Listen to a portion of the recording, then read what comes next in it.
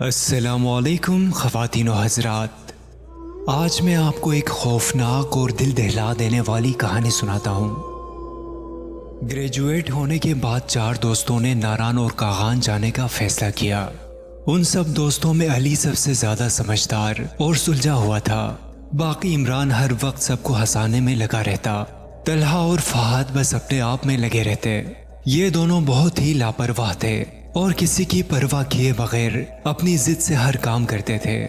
Plan بن گیا اور سارے لڑکے اپنے گھر سے اجازت لے کر کل رات نکلنے کے لیے تیار تھے۔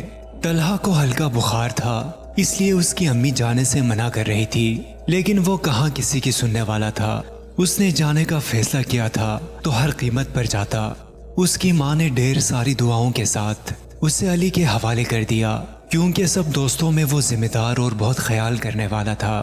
صبح 5 بجے یہ سب عمران کی کار میں گھر سے نکلے اور یہ فیصلہ ہوا تھا کہ 2 گھنٹے کے بعد ڈرائیونگ سیٹ دوسرا سنبھالے گا، اس طرح کوئی زیادہ تھکے گا بھی نہیں۔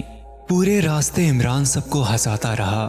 فہد اور طلحہ تو بس سیلفی بنانے اور کھانے پینے میں مگن تھے، جبکہ علی سب کو بار بار تنبیہ کر رہا تھا کہ ہر جگہ گاڑی رکوا کر تصویریں بنانے کی کیا ضرورت ہے، جبکہ فہد اب علی سے پوری طرح چڑھ گیا تھا کہ یہ کیوں ہر بات پر منع کر دیتا ہے، ہم یہاں انجوائے کرنے آئے ہیں نہ کہ چپ چاپ بیٹھنے۔ خیر راستہ طویل تھا لیکن گزر گیا اور وہاں پتہ چلا کہ طلحہ اور فہد نے سب سے چھپ کر ٹینٹ بیگ میں رکھ لیا، سلنڈر اور کچھ لکڑیاں بھی۔ ان دونوں کا پلان ہوٹل کے باہر جنگل میں رکنے کا تھا۔ علی کو جب پتہ چلا تو وہ بہت ناراض ہوا، لیکن جب عمران نے بھی کہا کہ یہ لوگ اگر کچھ الگ کرنا چاہ رہے ہیں تو کرنے دو، علی راضی ہو گیا۔ وہاں پہنچ کر ان لوگوں نے بالکل گھنے جنگل کے بیچ میں اپنا کیمپ لگایا اور وہاں سارا سامان سیٹ کر کے تیز آواز میں گانے لگا کر انجوائے کرنے لگے۔ کچھ دیر بعد ان لوگوں کو وہاں سے ایک بوڑھا آدمی گزرتے ہوئے دکھا۔ شام کے 5 بج رہے تھے۔ اس نے سر پر لکڑیوں کا گٹھرا اٹھایا ہوا تھا۔ جب ان لوگوں کو دیکھا تو ان کی طرف آنے لگا۔ یہ لوگ بھی گانے کی آواز ہلکی کر کے اس کی طرف بڑھے۔ سلام دعا کے بعد وہ پوچھنے لگا کہ لگتا ہے آپ لوگ یہاں رات گزارنے کا ارادہ رکھتے ہیں۔ ان لوگوں نے کہا ہاں، تو وہ کہنے لگا کہ بھول کر بھی اس جنگل میں رات نہیں گزارنا۔ ان لوگوں نے حیرت سے وجہ پوچھی تو وہ کہنے لگا کہ یہاں رات انتہائی خوفناک آوازیں آتی ہے اور بہت بھیانک مخلوق نکلتی ہے، اگر آپ لوگوں پر حاوی ہو گئی تو مار ڈالے گی۔ یہاں آبادی بھی بہت دور ہے، اس لیے کوئی مدد بھی نہیں ملے گی۔ یہاں کے لوگ رات کو باہر نہیں نکلتے۔ یہ کہہ کر وہ چلا گیا۔ علی نے کہا کہ چلو ہوٹل میں روم بک کر لو، لیکن طلحہ اور فہد کہنے لگے کہ یہ بس ہمیں ڈرا رہا ہے تاکہ ہم یہاں ان کی زمین خراب نہ کریں، اس لیے چھوٹی باتیں بنا کر چلا گیا۔ وہ دونوں بالکل بھی جانے کے لیے راضی نہیں تھے اور ان لوگوں نے کیمپ بھی لگا لیا تھا، تو عمران نے کہا کہ ایک رات کی بات ہے، پھر چلے جائیں گے۔ اب علی کیا کرتا، وہ بھی مان گیا۔ ان لوگوں نے آگ جلانے کے لیے وہاں سے بہت سی لکڑیاں جمع کر لی اور سکون سے بیٹھ گئے۔ جنگل گھنا تھا، اس لیے 7 بجے ہی ایسا لگ رہا تھا کہ آدھی رات ہو رہی ہے۔ ہر طرف سناٹا تھا اور جانوروں کی ڈراؤنی آوازیں آ رہی تھی۔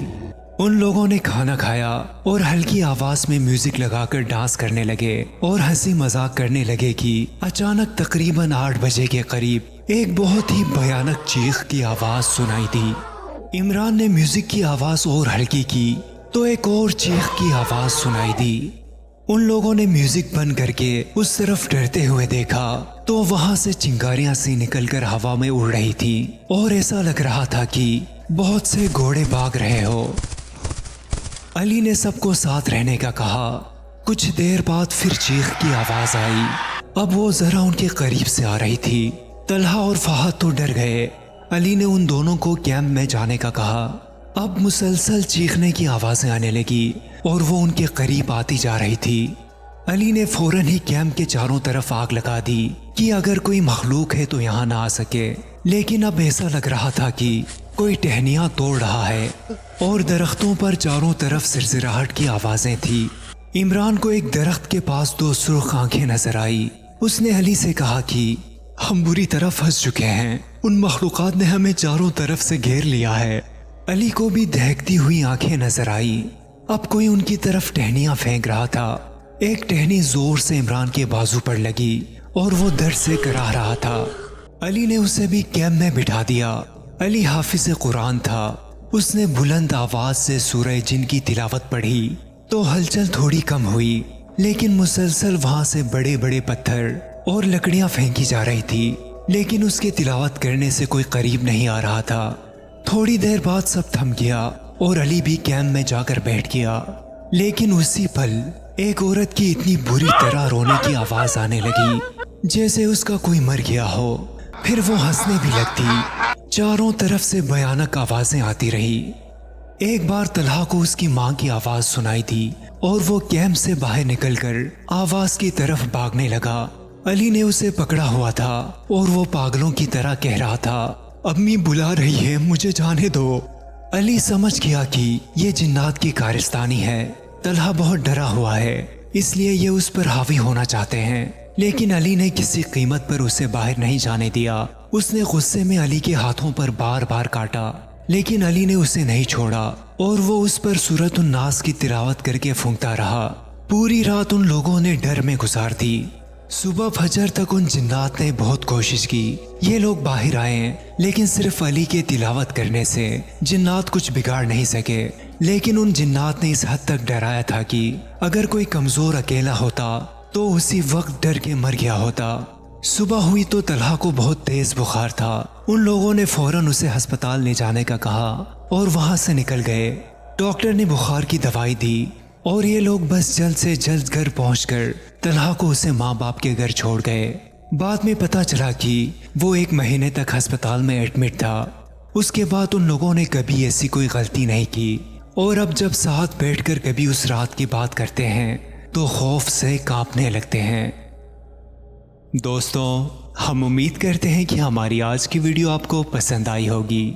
हमारे चैनल को सब्सक्राइब करें और इस वीडियो को ज़्यादा से ज़्यादा शेयर करें और आने वाली वीडियो तक के लिए अपने मेज़बान सजील शरीफ को इजाज़त दीजिए। अल्लाह निगहबान।